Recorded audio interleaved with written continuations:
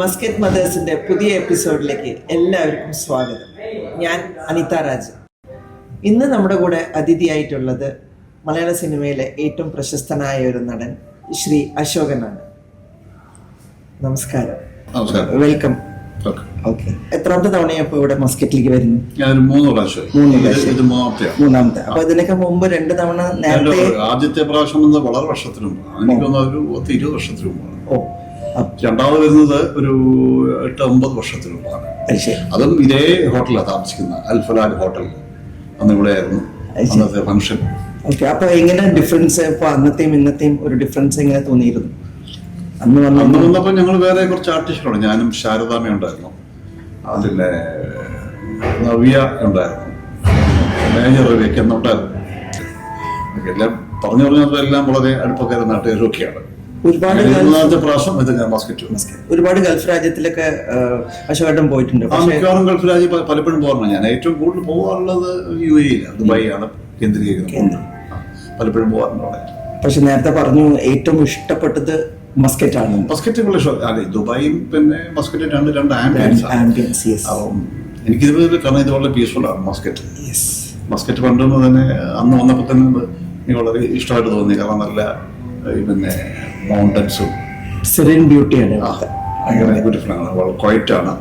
ഭയങ്കര ഒരു ash Bush അല്ലെങ്കിൽ ഒരു ഹറിബറി ആയിട്ടൊന്നും തിരക്ക് അല്ലെങ്കിൽ ഒരു സ്വസ്ഥത കുറവൊന്നും ഇല്ല. നല്ലൊരു ആംബിയൻസ് ആണ്, അറ്റ്മോസ്ഫിയർ നല്ലതാണ്. അതുപോലെ അത് ഞാൻ പറഞ്ഞു, അത് മനസ്സിനൊരു സമാധാനം കിട്ടുന്ന സാധാരണ ഒരു മനുഷ്യനെ സംബന്ധിച്ച് പീസ്ഫുൾ ആണ്, സമാധാനമുള്ള ഒരു സ്ഥലമായിട്ട് എനിക്ക് തോന്നുന്നുണ്ട്. ദുബായ് എന്ന് നമ്മൾ വേറെ രീതിയിൽ എൻജോയ് ചെയ്യാം. അത് കുറച്ചുകൂടെ അടിച്ചുപൊളി സംഭവമാണ്. അതും ഭയങ്കര ഇഷ്ടമാണ്. അത് വേറെ കാര്യം. ഇനി നമുക്ക് സിനിമ ജീവിതത്തിലേക്ക് കിടക്കാം. 1979 തോന്നുന്നു ആദ്യത്തെ ഫസ്റ്റ് ഫിലിം ഇറങ്ങിയത്. 1979 best Malayalam feature film, feature film, best regional film, best script നമ്മുടെ പത്മരാജൻ സാർ, സൗണ്ട് റെക്കോർഡിംഗ്, അങ്ങനെയൊക്കെ വിവിധ തരത്തിലുള്ള അവാർഡുകൾ അന്ന് കിട്ടിയിരുന്നതാണ്. അതിലേക്ക് എല്ലാ എൻട്രി എങ്ങനെയായിരുന്നു?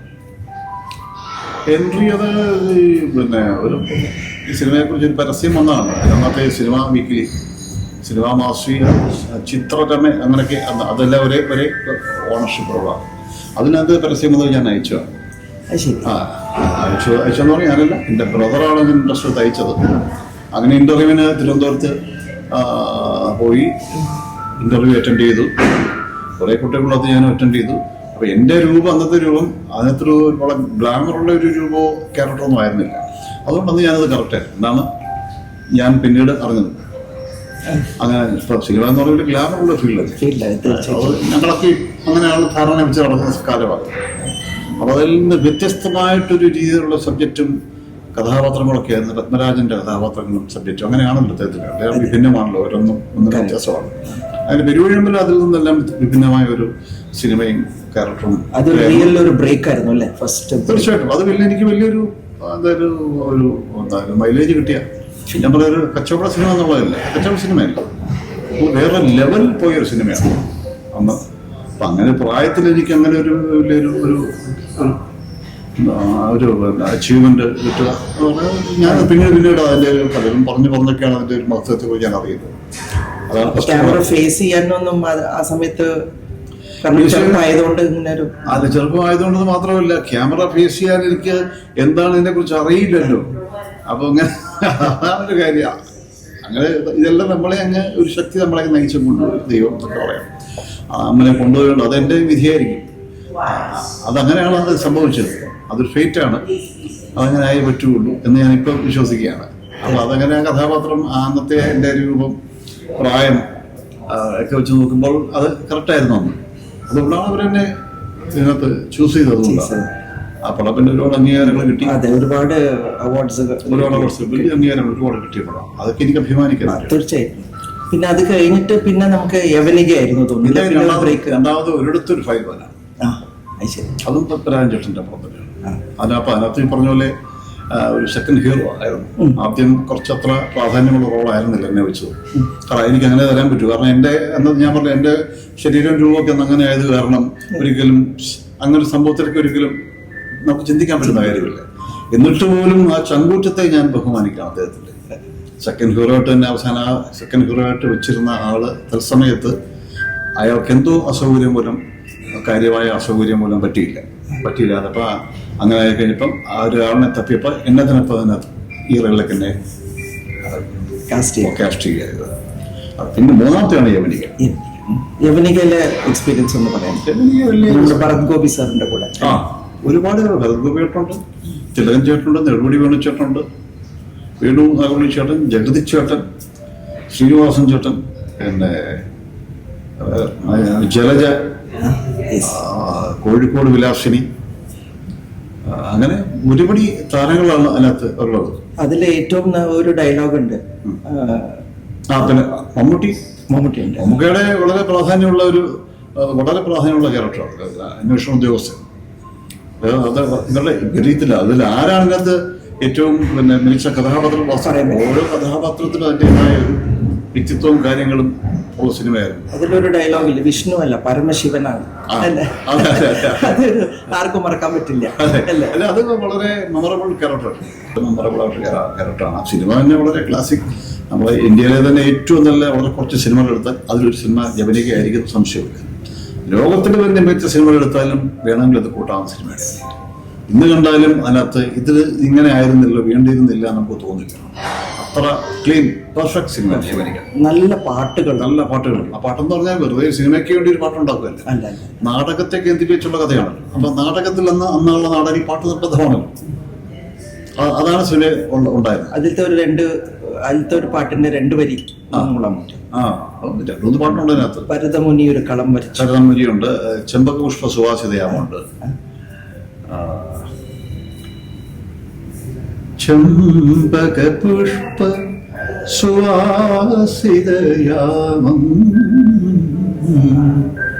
ചന്ദ്രികയുണരും രാമം ചലിത ചാമര ഭംഗി വിടർത്തി ലളിത കുഞ്ചകുടീരം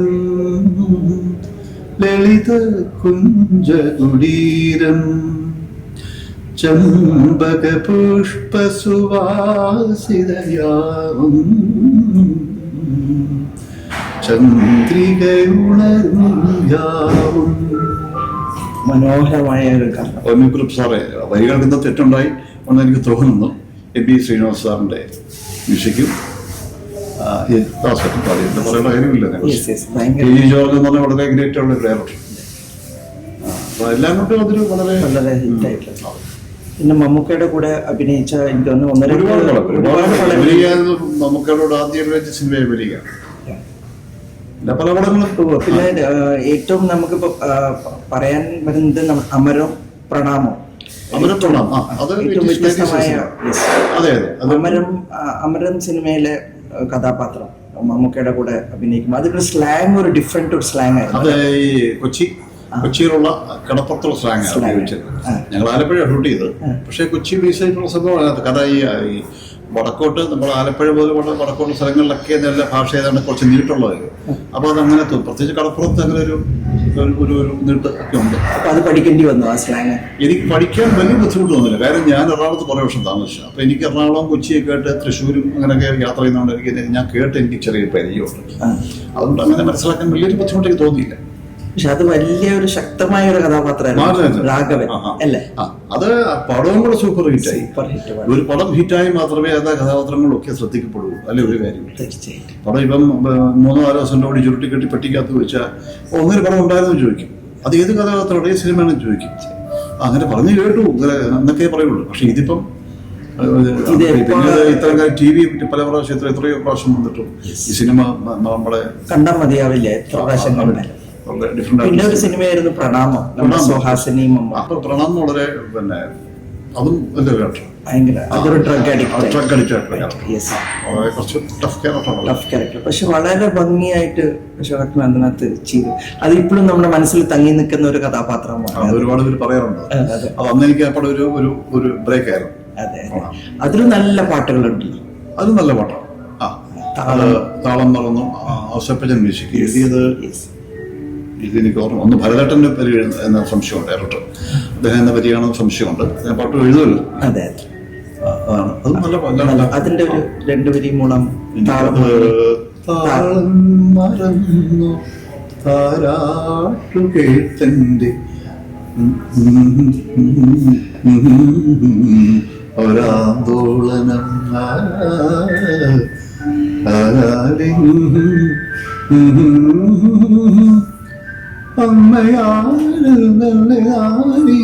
അങ്ങനെയൊക്കെ ഭയങ്കര നല്ല ഒരു മനസ്സിൽ നമുക്കിങ്ങനെ തട്ടിയ ഒരു പിന്നെ അതെ അതെ ഒരു മാതൃഭാഷ.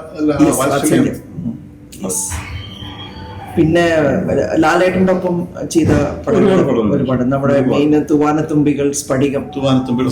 അതിനു മുമ്പ് ഞങ്ങൾ ഒരുമിച്ച് അഭിനയിച്ചു ചെയ്തിട്ടുണ്ട്. പിന്നെ ഈ തൂവാനത്തുമ്പികളാണ് എടുത്തു പറയാവുന്ന ഒരു സിനിമ. അത് പത്മരാജന്റെ സിനിമ ആയതുകൊണ്ടാണ് ആ കഥാപാത്രങ്ങൾക്ക് ശക്തി ഉണ്ടായത്. പല പടങ്ങളും മമ്മൂട്ടിയും മോഹൻലാലും ഒക്കെ ആയിട്ട് പല പടങ്ങൾ അഭിനയിച്ചിട്ടുണ്ട്. പക്ഷെ ഇത്രയും പിന്നെ പ്രാധാന്യമുള്ള ഒരു സബ്ജക്റ്റോ ക്യാരക്ടേഴ്സോ ഒന്നും മറ്റു ചില പടങ്ങളൊന്നും പറയാൻ പറ്റില്ല. അതിൽ ആദ്യത്തെ എക്സ്പീരിയൻസ്, അതിലത്തെ എന്തെങ്കിലും അത് ഫുള്ള് എനിക്ക് തൂവാനത്തുമ്പികൾ കടപ്പുറത്തൊക്കെ ഷൂട്ട് ചെയ്ത തൂവാനത്തുമ്പികൾ കടപ്പുറത്തുണ്ടായിരുന്നു. അത് ആ സോങ് മാത്രമേ അതൊക്കെ ഞങ്ങളൊന്നും മോഹൻലാൽ സുമലത പിന്നെ തൃശ്ശൂരാ കൂടുതലും ഷൂട്ട് ചെയ്തത്. കുറച്ചൊറ്റപ്പാലം, പാലക്കാട് കുറച്ചൊക്കെ ഉണ്ടായിരുന്നു. പിന്നെ സ്ഫടികത്തിലെ സ്ഫടികത്തിലെ കോട്ടയം, ചങ്ങനാശ്ശേരി ആ ഏരിയ സ്ഫടികം. ക്യാരക്ടർ പടം സൂപ്പർ ഹിറ്റായി. ആ സിനിമ ശ്രദ്ധിക്കപ്പെട്ടു. അതൊരു ഈ പറഞ്ഞ പോലുള്ള ക്യാരക്ടർ ഒന്നും അതിനകത്തില്ല. ഇവിടെ പ്രണാമോ അമരോ പെരുവിഴിയമ്പലോ മൂന്നാം പക്കോ അങ്ങനെയുള്ള ഒരു ക്യാരക്ടർ ഒന്നും അതിനകത്തായിരുന്നു. അത്രയും പ്രാധാന്യം വന്നത്. പിന്നെ നമുക്ക് ഏറ്റവും ഹിറ്റായ ഒരു പടം നമ്മുടെ ഇൻ ഹരിഹർ നഗർ. അല്ല, അത് എക്കാലത്തെയോ ഹിറ്റാണ്. ഒരു ടാഗ് ലൈൻ ഉണ്ട്, തോമസ് ഊട്ടി. അത് ഇപ്പം അതൊരു ലൈഫ് ലോങ് സിനിമയാണ്. അതും ഈ തൂവാനത്തുമ്പികൾ സൂപ്പർ ഹിറ്റ് ഒന്നും അല്ലെങ്കിലും ജസ്റ്റ് ഒരു ആവറേജ് ആയിട്ട് കഷ്ടിച്ച് പോയ സിനിമകളാണ്. പിന്നീട് ആ പടത്തിന്റെ ഒരു മൈലേജ് കൂടി, ടി വിയിലൊന്നും കൂടി മൈലേജ് കൂടി പുതിയ തലമുറയെ കണ്ടുപിടിച്ചു. ഹരിഹർ നഗർ എക്കാലത്തെയും അതും തൂവാനത്തുമ്പിളൊക്കെ ഒരു കട്ട് സിനിമയാണ്. ഏത് തലമുറയ്ക്കും. അല്ല, ഇൻ ഹരിഹർ നഗർ നമ്മുടെ എല്ലാവരും ഉണ്ടല്ലോ, സിദ്ദിഖ്, മുകേഷ്, ജഗതി, അവരുടെ കൂടെയുള്ള തമാശകൾ, എന്തെങ്കിലും തമാശകൾ ആ നേരത്തെ ഷൂട്ട് ചെയ്യുന്ന സമയത്ത് ഉണ്ടായിരുന്നു. സ്പോട്ടിൽ നമ്മള് ഷൂട്ടിംഗ് ഇടയ്ക്കുള്ള ഗ്യാപ്പിലൊക്കെ തമാശകളൊക്കെ പറയുന്നില്ല. ആൾക്കാർ പറയുന്ന വേറെ പക്ഷെ ഈ ഒരു ടാഗ് ലൈൻ വന്നില്ലേ, തോമസ് ഊട്ടി വിട്ടോടാ, അത് ഭയങ്കര ഇപ്പോഴും അത് എത്ര കണ്ടാലും മതിയാവില്ല. പിന്നെ എന്തെങ്കിലും നമുക്ക് ഒരു എന്താ പറയുക, സീരിയസ് ആയിട്ട് ഇങ്ങനെ ഇരിക്കുമ്പോൾ നമുക്കൊരു തമാശ വേണമെന്നെങ്കിൽ ആ സിനിമ എടുത്ത് കണ്ടാൽ മതി. അതെ, പലരും പറയാറുണ്ട്. പിന്നെ കൊച്ചുകുട്ടികൾക്ക് ഈ ഭക്ഷണം കൊടുക്കുമ്പോൾ അവർ കരയും വാശി പിടിക്കുകയും ചെയ്യുമ്പോൾ ഈ പടം ഇട്ട് കാണിക്കും എന്ന് പലരും പറഞ്ഞിട്ടുണ്ട്. വളരെ വയസ്സായവരെ പോലും നിർബന്ധം പിടിക്കുന്ന വയസ്സായ ആൾക്കാരൊക്കെ ഉണ്ടല്ലോ. അപ്പൊ അവരെ പോലും ഈ സിനിമ ഇട്ട് കഴിഞ്ഞാൽ അവർ കുറെ നേരം അവരുടെ അറ്റൻഷൻ മാറി ശ്രദ്ധിക്കുന്നു പറഞ്ഞു കേട്ടോണ്ടല്ലോ. അപ്പൊ ആ പടത്തിന്റെ പ്രത്യേകത ഏതാണ്? അതിനകത്ത് എല്ലാ വിഭാഗക്കാർക്കുമുള്ള സിനിമയാണ് ഈ ഹരിഹർ നഗർ 3. ഇപ്പോഴും അത് സിദ്ദിഖ്ലാലുണ്ട് അല്ലേ? സിദ്ദിഖ്ലാൽ ആദ്യത്തെയാണ് സിദ്ദിഖ്ലാൽ. പിന്നെ എല്ലാവരും മാത്രം ചെയ്തിട്ടുണ്ടോ? പിന്നെ കുടുംബത്തെ പറ്റി ഒന്നും പറഞ്ഞില്ല. കുടുംബത്തെ പറ്റി വൈഫിനെ കണ്ടു. മോള് ജോലിയാണ്. ഞങ്ങൾ ചെന്നൈ താമസിക്കുന്നു. മോള് വർക്ക് ചെയ്യണം, ഇവിടെ വൈറ്റിൽ വർക്ക് ചെയ്യണം. Behind the success of every man there is A woman behind എന്ന് പറയുന്ന തീർച്ചയായിട്ടും എത്രത്തോളം സപ്പോർട്ട് ചെയ്യും ശ്രീജ? സപ്പോർട്ട് ചെയ്യുന്നുണ്ട്. പിന്നെ ശ്രീജയുടെ പല അഭിപ്രായങ്ങൾ നമ്മൾ മനസ്സിലാക്കുകയും മനുഷ്യൻ പറയുന്നത് എല്ലാം ശരിയാവണമെന്നില്ല. പക്ഷെ അത് പല കാര്യങ്ങളും കറക്റ്റായിട്ട് പറയുന്നുണ്ട്. അപ്പൊ അതിൽ ഇപ്പൊ ഞങ്ങൾ ചിലപ്പോൾ അങ്ങനെ അങ്ങനെ കൊച്ചു തർക്കങ്ങളും കാര്യങ്ങളൊക്കെ വരും സിനിമയെ കുറിച്ചാണെങ്കിലും ഒക്കെ. പക്ഷെ പലതും അഭിപ്രായങ്ങളും വൈഫും ശ്രീജയും പറയും, മോൾ കാർത്തികനെ അവളും പറയാറുണ്ട്. പക്ഷെ സിനിമയുടെ ക്രിട്ടിക് കുറച്ചുകൂടെ മോളാണ്. ഇങ്ങനെ ചെയ്യാമായിരുന്നു, അങ്ങനെ ചെയ്യാൻ പറ്റും, അതങ്ങനെയായിരുന്നു നല്ലത്, അത് അത്ര ശരിയല്ല. അത് സിനിമയെ മൊത്തത്തിലും ക്യാരക്ടേഴ്സിനെ കുറിച്ചും എല്ലാം പറയാറുണ്ട്. നാടകത്തിൽ അഭിനയിച്ചിട്ടുണ്ട്. സ്കൂളിൽ പഠിക്കുമ്പോൾ ഞാൻ അന്ന് 1-2 ഞാൻ 9-10 പഠിക്കുന്ന സമയത്ത് ആരും ഒരു സമയത്ത് ആള് ഇല്ലാതെ പകരക്കാരനായിട്ട് കയറിയ നാടകമാണ്. അതെന്തോ അബദ്ധം പറ്റി സെക്കൻഡ് പ്രൈസും കിട്ടിയത് ഡിസ്ട്രിക്ട് ഫെസ്റ്റിവലിൽ അന്ന്. പിന്നെ നാടകം എനിക്ക് തീരെ താല്പര്യം എന്നല്ല, എനിക്ക് വഴങ്ങാത്തൊരു കാര്യമാണ് നാടകം എന്ന് പറയുമ്പോൾ. സിനിമ എല്ലാം വഴങ്ങിയിരിക്കുക എന്നുള്ളതിൻ്റെ അർത്ഥം. പിന്നെ കാരണം നാടകം നമ്മൾ കണ്ടിട്ടുണ്ടെങ്കിലും, കാരണം ഒരു സ്റ്റേജിൽ മുഴുക്കുന്ന ഡയലോഗ് പറയുക, മൂവ്മെന്റ് കാര്യങ്ങളൊക്കെ എന്നെ സംബന്ധിച്ച് ബുദ്ധിമുട്ടുള്ള കാര്യമാണ്. കാരണം നാടകത്തിൽ അഭിനയിക്കുക എന്ന് പറഞ്ഞാൽ ഭയങ്കര ഒരു ടഫായിട്ടുള്ള ഒരു കാര്യമാണ്, വലിയ ടാസ്ക്കാണ്. അതൊരു എക്സ്പീരിയൻസ് ആണ്. അതായത് അവരെയൊക്കെ വാസ്തവത്തിൽ നാടക കലാകാരന്മാരെ സംബന്ധിച്ച് കൊടുത്തേ പറ്റുള്ളൂ. പിന്നീട് വളരെ വർഷം ഇപ്പം ചെന്നൈയിലെ അവിടെ ഒരു മലയാള സമിതികളെ ഒരു നാടകത്തിൽ നിർബന്ധിച്ചാണ് ചെന്നൈയിലുള്ള എൻ്റെ സുഹൃത്തുക്കളൊക്കെ പറഞ്ഞിട്ട് വളരെ നിർബന്ധിച്ചതിൻ്റെ പേരിൽ ഞാനൊരു നിങ്ങൾ തന്നെ കമ്മ്യൂണിസ്റ്റ് എന്ന് പറഞ്ഞ അവിടെ പ്രസിദ്ധമായ നാടകമുണ്ട് ട്രിപ്പിൾ പ്രസാദ്. ആ നാടകത്തിലെ മാത്യു എന്നൊരു കഥാപാത്രം പണ്ട് സിനിമയും വന്നതാണ്. ആ വളരെ പ്രധാന കഥാപാത്രം മാത്യു. ആ കഥാപാത്രം നിർബന്ധിച്ച് എന്നെ കൊണ്ടെടുപ്പിച്ചു. അങ്ങനെ ആ നാടകത്തിൽ ചെന്നൈ ഒരു 5-6 വർഷമായി അഭിനയിച്ചു. അത് കുറച്ച് ബുദ്ധിമുട്ടിയൊക്കെ ഞാൻ അഭിനയിച്ചു. കുറേ ഡയലോഗും കാര്യങ്ങളും ഒരുപാടുണ്ട്. ഇതൊക്കെ പഠിച്ച് കാരണം ഇതിനകത്തൊന്നും പറഞ്ഞാൽ സ്റ്റേജിൽ നമ്മൾ തെറ്റിയാതൊന്നും ചെയ്യാൻ പറ്റില്ല. അങ്ങനെ വളരെ കൃത്യമായിട്ടെല്ലാം പഠിച്ച് നാടകം അവതരിപ്പിച്ചു. ആ നാടകത്തിന് നല്ല അഭിപ്രായം ഉണ്ടായിരുന്നു. എൻ്റെ കഥാപാത്രത്തിനും സാമാന്യം നല്ല അഭിപ്രായം ഉണ്ടായി. അതാണ് ശരിക്കും ഒരു വർഷങ്ങൾക്ക് ശേഷം നാടകത്തെക്കുറിച്ച് പറയാനുള്ള കാര്യം അതാണ്. അപ്പോ ഇത്രയും കുറെ കഥാപാത്രങ്ങൾ ചെയ്തിട്ടില്ലേ, ഏതാണ് മനസ്സിൽ തങ്ങി നിൽക്കുന്ന ഒരു കഥാപാത്രം? ഇപ്പോഴും ഒരുപാടുണ്ട്, ഒരുപാട് കഥാപാത്രമുണ്ട്. തിരുവഴിയമ്പലമുണ്ട്, യവനികയുണ്ട്, ഇടവേളയുണ്ട്, പിന്നെ ജാലകം, പ്രണാമം. ജാലകം എനിക്ക് തന്നെ അവാർഡ് മിസ് ചെയ്ത ഒരു പടമാണ്. ജാലകം, അനന്തരം, പൊന്ന്, ഈ 3 പടം ബെസ്റ്റ് ആക്ടർ എന്നുള്ള രീതിയിൽ വന്നിട്ട് ലാസ്റ്റ് മുരളിന്റെ അവാർഡ് തട്ടിപ്പോയി. അത് പെരുവഴിയമ്പലത്തിൽ ബെസ്റ്റ് ആക്ടർ നാഷണൽ അവാർഡിന്റെ പേര് വന്നത് അന്ന്. എന്നിട്ട് അവർ പ്രായത്തിന്റെ ഒരു പ്രശ്നത്താൽ അവാർഡ് നിരസിച്ചു. യുവാവ് ബാലവടല്ല 2 കൊല്ലാത്ത ഏജ് ആയത് കാരണം അത് പോയിട്ട്. സിനിമയിൽ അങ്ങനെ അവാർഡുകളൊന്നും നേടിയെടുത്തിട്ടില്ല എന്നതാണ് സത്യം. ഇതിന്റെ ഒരുപാട് പേരുടെ പലരും മിക്കവാറും എല്ലാം ധരിച്ചിരിക്കുന്ന അങ്ങനെ. കാരണം ഞാൻ അവാർഡ് കിട്ടിയിരിക്കുന്ന സിനിമകളിലും അങ്ങനെയുള്ള നല്ല വലിയ സംവിധാന സിനിമയിലാണ് ഞാൻ അഭിനയിച്ചിരിക്കുന്നത്. പക്ഷെ എനിക്കായിട്ട് അവാർഡൊന്നും കിട്ടിയിട്ടില്ല. ഞാൻ പറഞ്ഞില്ലേ, ആദ്യം പടം പെരുവഴിയമ്പല സിനിമ തന്നെ എൻ്റെ നാഷണൽ അവാർഡ് പേരിട്ടിട്ട് തള്ളിപ്പോയി. പിന്നെ യവനികത്ത് 3 പോലെ സീനേ ഉള്ളൂ. പക്ഷെ അത് നമ്മളുള്ള സീനാണ്. അപ്പൊ അത് ചോദിച്ചു. അതിനകത്ത് പ്രത്യേക ജൂറി അവാർഡ് കിട്ടിയില്ല എന്ന് ചോദിച്ചു. പിന്നെ ജാലകം അതൊന്നും കിട്ടിയിട്ടില്ല. ജാലകം, പൊന്ന്, അമരം, ഈ 3 ഡിഫറെന്റ് ആയിട്ട് സിനിമ. 3 പ്രധാന വേഷമാണ്. അതിനകത്തിന്റെ ലാസ്റ്റ് വേണ്ടി സംസ്ഥാന അവാർഡ് പേര് വന്നിട്ട് അവസാന നിമിഷം പേര് മാറി. അത് അവാർഡ് കമ്മിറ്റിയിലുള്ള ഒരാൾ എന്നെ ഇപ്പോഴും നമ്മൾ കേൾക്കാറുള്ള പോലെ വെട്ടിമാറ്റിയതാണ് എൻ്റെ റോള്, എൻ്റെ പേര് അവാർഡ് പരിഗണിച്ച് മാറ്റിയതാണ്. അത് ഞാൻ വളരെ വ്യക്തമായിട്ട് അറിഞ്ഞു വേണ്ടി. അപ്പൊ അങ്ങനെയൊക്കെ പല പിന്നെ അമരത്തിൽ സപ്പോർട്ടിങ് ആയിട്ടൊരു പേരൊക്കെ എന്നിങ്ങനെ സജസ്റ്റ് ചെയ്യുന്നു പറയുന്നു. അപ്പോൾ അതൊന്നും കിട്ടിയിട്ടൊന്നുമില്ല. പിന്നെ എല്ലാ പടത്തിലും അശോകന്റെ ഒരു പർട്ടിക്കുലർ ഒരു നോട്ടം, ഒരു നല്ല ഒരു നമുക്ക് ഒരുവിധം സിനിമയിലൊക്കെ അത് എങ്ങനെ അത് കാണുന്നു? മീൻസ് അത് സ്വയം ഇട്ടതാണോ അതോ അങ്ങനെ ഒരു കഥാപാത്രത്തിന് വേണ്ടി നമ്മൾ ജന്മന നമ്മളെ ഉള്ളിൽ കിടക്കുന്ന ഒരു ജീവന്റെ പ്രവർത്തനമായിരിക്കും അതൊക്കെ. അതിപ്പോ കഥാപാത്രം വരുമ്പോൾ അതിനോട് സ്യൂട്ടാവുന്നു. ലൈക്ക് നമ്മൾ അമരത്തില് കാണുന്നുണ്ട്, പിന്നെ അതേപോലെ നമ്മുടെ പ്രണാമത്തിലും ആ ഓരോ സീനില് ഒക്കെ നമുക്ക് കാണാൻ പറ്റും അത്. പക്ഷെ അതൊക്കെ ആപ്റ്റായിട്ട് നമുക്ക് തോന്നും ആ ഒരു കഥാപാത്രത്തിന് വേണ്ടിയില്ലേ. പിന്നെ ഇനി എന്താ ഫ്യൂച്ചർ പ്രോജക്ട്സ്? ഇപ്പൊ ലാസ്റ്റ് ഇപ്പൊ ഒരു പടം ഇറങ്ങി ഇപ്പൊ ജസ്റ്റ് ഇപ്പൊ ഇറങ്ങിയിട്ടേ ഉള്ളത്. ഇറങ്ങി ഇപ്പോഴും പലതായിട്ട് റൺ ചെയ്യുന്നുണ്ട്. തലവര എന്ന സിനിമയാണ്. അത് ഇവിടെ മസ്കറ്റ് ഉണ്ടെന്ന് പറഞ്ഞു. അതാണ് ഇപ്പൊ അറിയില്ല. ഇനിയിപ്പോ ഇറങ്ങാനുള്ള പടമാണ് ഡോഗ് മാസ്റ്റർ, ബബ്ബ, പിന്നെ ഉടുമ്പിൻ ചോല വിഷൻ, പിന്നെ നടന്നുകൊണ്ടിരിക്കുന്ന സിനിമ നോബഡി. അങ്ങനെ പുതിയ ഒക്ടോബർ, നവംബർ, ഡിസംബറായിട്ട് പുതിയ പ്രോജക്ട്സ് തുടങ്ങുന്നു. പാട്ട് പഠിച്ചിട്ടുണ്ടോ അതോ? പാട്ട് ഞാൻ കുറച്ച് പഠിച്ചു. ഞാൻ സ്കൂളിൽ പഠിച്ച സമയത്ത് കുറച്ച് പഠിച്ചു. കണ്ടിട്ട് ചെയ്യാൻ സാധിച്ചില്ല. ജന്മന ഒരു പാട്ടിന്റെ സിദ്ധി അവിടെയൊക്കെ മനസ്സിലുള്ളതായിരിക്കാം ഒരു പക്ഷെ അഭിനയത്തെ എന്നെ സഹായിച്ചത്.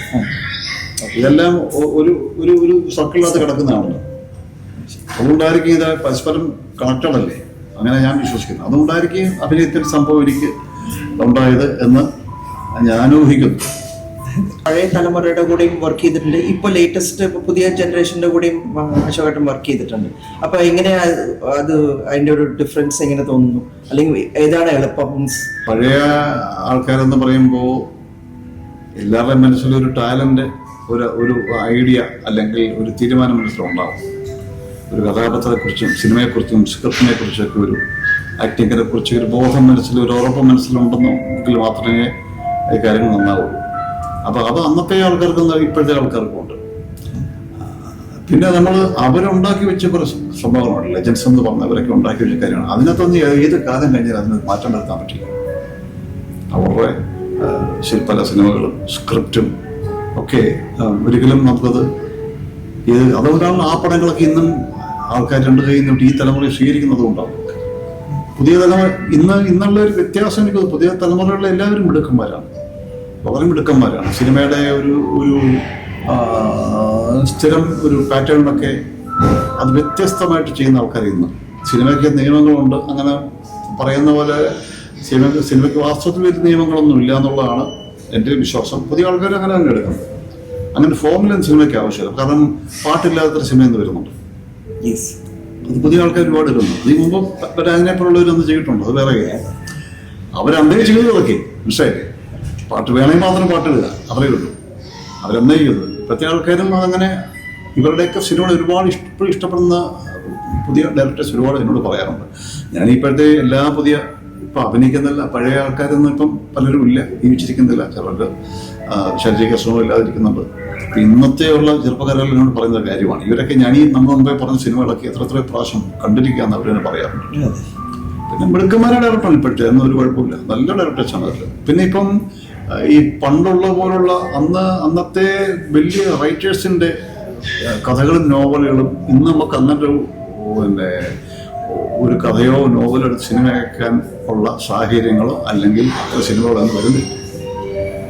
അതിപ്പോൾ നമുക്ക് വളരെ എക്കാലവും മറക്കാൻ പറ്റാത്ത ഒരുപാട് പേരില്ലേ. M T Vasudevan Nair, Vaikom Muhammad Basheer, PC Kuttikrishnan, Uroob, പിന്നെ അഫ്കോഴ്സ് പത്മരാജൻ, പിന്നെ തകഴി, ഇങ്ങനെ എത്രയോ പേരുണ്ട് അങ്ങനെ.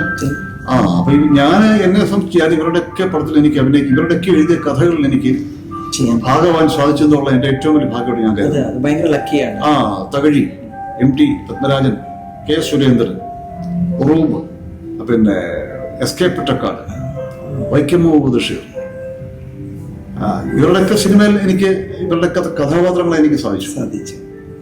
അത് ഒരു പക്ഷേ നമ്മൾ അഹങ്കാരമായിട്ട് പറയുന്നില്ല, ഇന്നത്തെ പല തലമുറക്കും അത് സാധിക്കാത്തവരുണ്ട്. തീർച്ചയായിട്ടും. അപ്പം ഞാൻ ബ്ലാക്ക് ആൻഡ് വൈറ്റ് അഭിനയിച്ചു, കളർ സിനിമയിൽ അഭിനയിച്ചു. ഞാൻ എൻ്റെ ആദ്യത്തെ അവസാനത്തെ സിനിമ ബ്ലാക്ക് ആൻഡ് വൈറ്റ് ആയിരുന്നു. എൻ്റെ രാജൻചേട്ടനില്ല, എനിക്കതൊക്കെ അങ്ങനെ നോക്കുമ്പോൾ ഭാഗ്യമായി.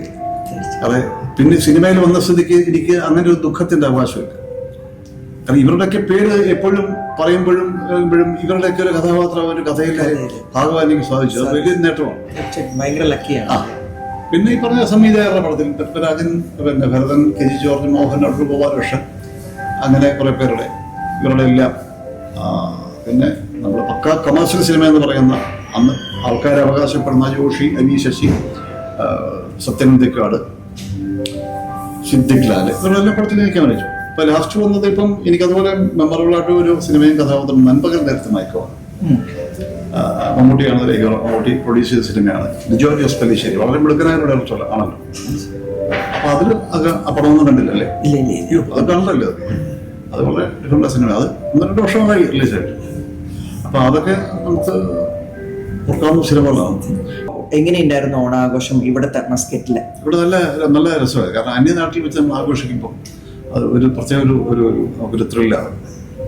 അതുപോലെ നന്നായിരുന്നു ഇവിടുത്തെ ഓണാഘോഷങ്ങൾ. പ്രത്യേകിച്ച് ഈ ഒരു സ്ഥലത്തിന് പ്രത്യേകത എനിക്ക് ഞാൻ പറഞ്ഞിരുന്നതാണ്, മസ്കറ്റിൻ്റെ ഒരു ഭംഗിയും കാര്യങ്ങളൊക്കെ. അപ്പം ഇവിടുത്തെ മലയാളീസും അതുതന്നെ എല്ലാം വളരെ പറഞ്ഞിട്ട് വളരെ കോപ്പറേറ്റീവായിട്ടുള്ള സ്നേഹസമ്പന്നരായ മലയാളികൾ എന്നാണ് പച്ച മലയാളത്തിൽ പറയാം. നല്ല ഓണാഘോഷം എടുത്തു പറയേണ്ട ഇവരുടെയൊക്കെ സഹകരണം. താജുദ്ദീനാണ് അതിൻ്റെ കൺവീനർ, ഹെഡ്. താജുദ്ദീൻ്റെ ഫ്രണ്ട്സും ഫാമിലിയും അവരെല്ലാം വളരെ പിന്നെ നല്ല സർവീസായിരുന്നു അവിടെയെല്ലാം. അപ്പോൾ അതുകൊണ്ട് ആ പ്രോഗ്രാം നന്നായി. എല്ലാം വളരെ പ്ലാൻഡ് പ്രോഗ്രാമായിരുന്നു, ഡീസൻ്റ് പ്രോഗ്രാമായിരുന്നു. പിന്നെ എൻ്റെ സദ്യയെക്കുറിച്ച് പ്രത്യേകം എടുത്ത് പറയണം, വളരെ ഗംഭീരമായിരുന്നു. ഓണത്തിൻ്റെ മറ്റ് പ്രോഗ്രാംസ് എല്ലാം ഒരുപാട് നമുക്ക് എൻജോയ് ചെയ്യാൻ സാധിച്ചു. നാട്ടിൽ പോലും ഇങ്ങനെ ആഘോഷിക്കാൻ സാധിക്കില്ല നമുക്ക്. കാരണം നാട്ടിലൊന്നും നാട്ടിനെക്കാട്ടും കൂടുതൽ എല്ലായിടത്തും പിന്നെ ഓണമൊക്കെ ആഘോഷിക്കുന്ന മറ്റു സ്ഥലങ്ങളിലാണ്, കേരളത്തിൽ പുറത്തുള്ളവരാണ്. ഞാൻ പ്രവാസി മലയാളീസാണ് ഏറ്റവും കൂടുതൽ ഓണം അല്ല മറ്റ് ഫെസ്റ്റിവൽസ് ഒക്കെ ആഘോഷിക്കുന്നത്. എനിക്ക് തോന്നുന്നു അങ്ങനെയാണ്. നാട്ടിൽ പഴയപോലൊന്നും ഇല്ലല്ലോ. അല്ല, അന്ന് കാണുമ്പോഴും ഇന്ന് കാണുമ്പോഴും ഒരേ രീതിയിൽ തോന്നുകയാണ് അശോകേട്ടന്. അപ്പോൾ ആ ഒരു എന്താ പറയുക, യങ് ആൻഡ് ഹാൻസം ആയിട്ട് നിൽക്കുകയാണ്. അപ്പൊ അതിന്റെ ഒരു സീക്രട്ട് എന്തായിരിക്കും? ഇത് ഓരോരുത്തർക്ക് ദൈവം കൊടുത്തിരിക്കുന്ന ഒരു രൂപങ്ങൾ, അതൊന്നുമല്ല. സീക്രട്ട് ഒന്നുമില്ല. അതിനുവേണ്ടി ഞാൻ ഭയങ്കരമായിട്ട് അധ്വാനിച്ച് ഒന്നും ഞാൻ ചെയ്യുന്നൊന്നുമില്ല. അതുപോലെ പക്ഷേ നമ്മൾ ചില കാര്യങ്ങളൊക്കെ മനുഷ്യരുടെ നമ്മൾ ശ്രദ്ധിക്കണം. ചില പ്രൊഫഷൻ നിൽക്കുമ്പോൾ അത് കുറച്ചൊക്കെ നമ്മൾ പാലിക്കണം. അതിപ്പം കുറച്ചാൽ പോലെ ആഹാര രീതി നമ്മളെ കുറിച്ച് പറയാം. ഞാൻ മറ്റേ ഭക്ഷണപ്രിയനാണ് വസ്തുത്തിൽ, വലിച്ചു വരുന്നതിന് സ്വഭാവം. പക്ഷെ ഞാനത് നമ്മളൊക്കെ എല്ലാ മനുഷ്യർക്കും ഓരോ മണിക്കൂറും ദിവസം കഴിയുമ്പോൾ ഏജ് കൂടുകയാണ്. ഇത് നമ്മളൊന്നും ആലോചിക്കുന്നതല്ല. അപ്പൊ നമ്മളെ വർഷങ്ങൾ ഏജ് കൂടി വരുന്നു എന്ന് പറയുന്ന സമയത്ത് ആയി വരുന്ന സമയങ്ങളിൽ നമ്മൾ വലിയ ഭക്ഷണ രീതി കാര്യങ്ങളൊക്കെ നമ്മൾ കണ്ടാൽ ആഗ്രഹം ഉണ്ടെങ്കിൽ മാറ്റി നിർത്തുക, അല്ലെങ്കിൽ കുറച്ചൊക്കെ കഴിക്കുക. അതാണ് സ്ഥിരം കഴിച്ചിരുന്ന ആഹാരങ്ങളിൽ നിന്ന് കുറച്ച് വിഭിന്നമായിട്ട് ഹെൽത്തി ഫുഡ് മില്ലറ്റ്സ് അങ്ങനെയുള്ള കാര്യങ്ങളൊക്കെ കഴിക്കാണ് ഞാൻ ചെയ്യുന്ന കാര്യങ്ങളൊക്കെ. അല്ല വേറെ ഇതിനു വേണ്ടി പ്രത്യേകിച്ച് ഒന്നും രാവിലെ 5-4 മണിക്ക് എഴുന്നേറ്റ് മേക്കപ്പ് കിട്ടും അത് ഇപ്പം ഇത് ചെയ്ത് തയ്ച്ചൊന്നും ഞാൻ നിൽക്കാറില്ല. അങ്ങനെ ചെയ്യുന്നവർ ചെയ്തോട്ടെ. അപ്പൊ അതൊക്കെ അതൊക്കെ ചെയ്യുന്നുണ്ടായിരിക്കും. ഞാൻ പറഞ്ഞത് ഞാൻ അതിന് അത്രയും ഞാൻ മനഃപൂർവ്വമൊന്നുമല്ല ചെയ്യാറില്ല. സ്വഭാവം വേറെ ഒന്നുമല്ല. അവര് ചിലരങ്ങനെ ചെയ്യുന്നവരുണ്ട്, അവർക്ക് അതിന്റെ ഗുണമുണ്ടാകും. ഞാനിതൊന്നും ചെയ്യാറൊന്നുമില്ല. കുറച്ചൊക്കെ കാര്യങ്ങളൊക്കെ ശ്രദ്ധിക്കുന്നുള്ളൂ, ബാക്കിയെല്ലാം അതാണ്. അപ്പൊ ഇന്നും ഇങ്ങനെ തന്നെ നിൽക്കട്ടെ. ഇനി ഒരുപാട് കഥാപാത്രങ്ങള് അശോകനെ തേടി എത്തട്ടെ.